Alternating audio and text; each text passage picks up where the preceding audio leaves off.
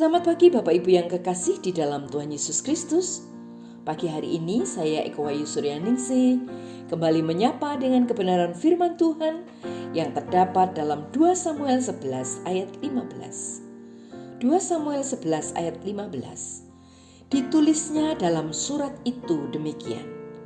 Tempatkanlah Uria di barisan depan dalam pertempuran yang paling hebat. Kemudian kamu mengundurkan diri daripadanya, supaya ia terbunuh mati. Amin.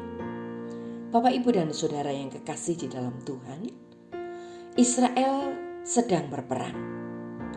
Daud yang mengingini Betseba menyuruh Yoab untuk menempatkan Uria di medan yang paling gawat, supaya dia terbunuh.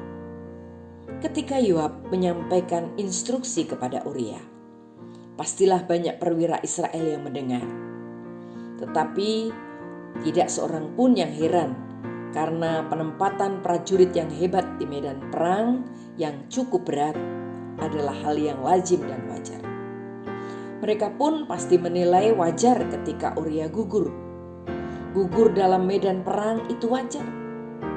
Dan itu adalah hal yang sangat-sangat wajar. Bapak, Ibu, dan Saudaraku yang kekasih di dalam Tuhan, itulah yang Daud mau lakukan. Dia merekayasa segalanya agar orang menilai bahwa semuanya lazim dan wajar. Sebagai seorang raja, tindakan Daud memberi instruksi kepada Yoab pasti tampak lazim dan sangat wajar. Tindakan Yoab pun menugasi Uria sesuai strategi yang direncanakan juga tampak lazim dan wajar.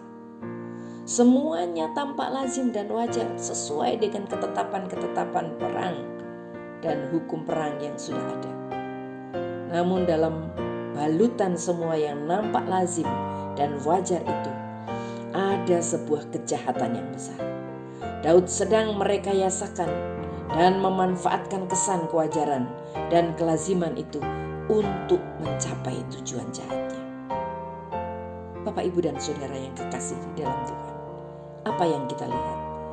Ketika orang punya keinginan, orang menghadapi masalah, biasanya orang akan tergoda untuk memenuhi atau juga mengatasinya dengan memanipulasi nilai-nilai moral dan membalut semua dengan hal-hal yang tampak lazim dan wajar.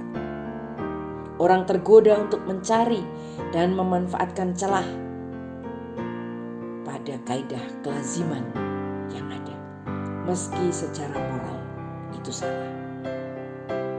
Makin besar kekuasaan yang dimiliki, makin besar pula godaan. Tetapi adakah godaan semacam itu hanya menimpa orang-orang tertentu dengan kekuasaan besar? Ternyata tidak. Kita tahu bahwa godaan semacam itu menghadang kepada semua orang tanpa terkecuali, termasuk saudara dan saya. Oleh karenanya, mari kita hidup di dalam terang Tuhan. Ada godaan besar untuk sengaja melakukan kejahatan, tetapi kita harus sungguh-sungguh menyadari bahwa setiap godaan itu adalah tantangan yang harus kita selesaikan. Jangan membalut dan menutupi segala godaan itu dengan kewajaran dan kelaziman. Tetapi kita harus sungguh-sungguh hidup benar di dalam Tuhan. Amin. Mari kita berdoa. Tuhan Yesus, tolong kami supaya kami sungguh-sungguh hidup benar di hadapan Tuhan. Berkati kami Tuhan dalam setiap keputusan-keputusan hidup kami boleh berjalan bersama dengan Engkau. Dalam nama Tuhan Yesus Kristus kami berdoa. Haleluya. Amin.